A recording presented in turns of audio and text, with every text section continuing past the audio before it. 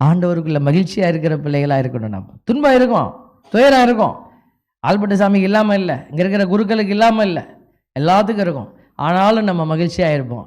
ஏன்னா அந்த துன்பங்கள் ஆண்டவருக்கு நம்ம கடன் கொடுக்குற காரியம். ஆண்டவருக்கே கடன் கொடுக்குறீங்க துன்பத்தை. அதான் சொல்கிறார், ஆண்டவர் சொல்கிறார், உன் துன்பத்தை எனக்கு கொடு. இருக்கிற ஆலயங்கள் எல்லாம் நீங்கள் போய் பாருங்களேன், அவங்க வாழ்ந்தவர்கள் எல்லாம் ஆண்டவருக்கு துன்பத்தை கொடுத்தாங்க. துன்பம் வித்தியாசமாக வரும், ஒரே மாதிரி வராது. ஆல்பர்ட் சாமிக்கு ஒரு மாதிரி வரும், உங்களுக்கு ஒரு மாதிரி வரும், அவங்களுக்கு ஒரு மாதிரி வரும். It may be in any form. நீங்கள் ஒரு சில பேர் பார்க்குறீங்க, 5 காய வரம் பார்க்குறீங்க. 5 காயா, ஐயோ 5 காயா, அது something great. Yes, it's great, இல்லைன்னு சொல்லலை. பட் நீங்கள் வீட்டில் ஒரு கணவனை கையை பிடிச்சி, ஒரு மனைவியை கையை பிடிச்சி 5 காய வரத்தை விட அது 10 காய வரம் போல இருக்கும், சொல்ல முடியாது.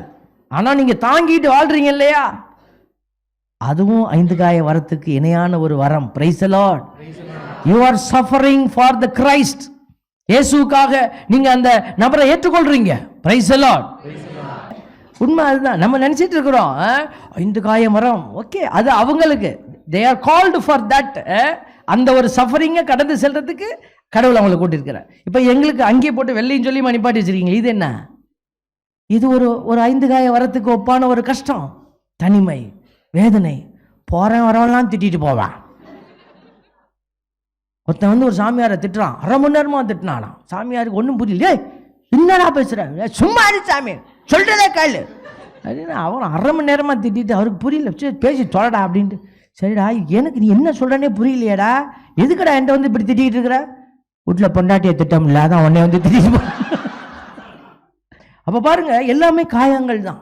நம்ம காயங்களை வித்தியாசமா சுமக்கத்தான் ஆண்டவர் நம்மளை கூப்பிட்டுருக்கிறாரு. Praise the Lord. ஒரு சில பேர், ஆண்டவர் அந்த 5 காய வரத்தை எனக்கு கொடுங்க, உனக்கு வேற காயம் இருக்குது, நீ அதை தூக்கிட்டு போ.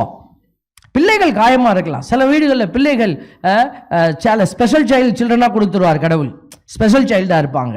அது ஒரு காயம். they are wounds of Christ. Francis நம்மளுடைய பாப்பரசர் சொல்றாரு, they are wounds of Christ. அப்போ அது ஒரு காயம் உங்களுக்கு. நீ அந்த காயத்தை தாங்கி சந்தோஷமா எடுத்துன்னு போ, அவ்வளவுதான்.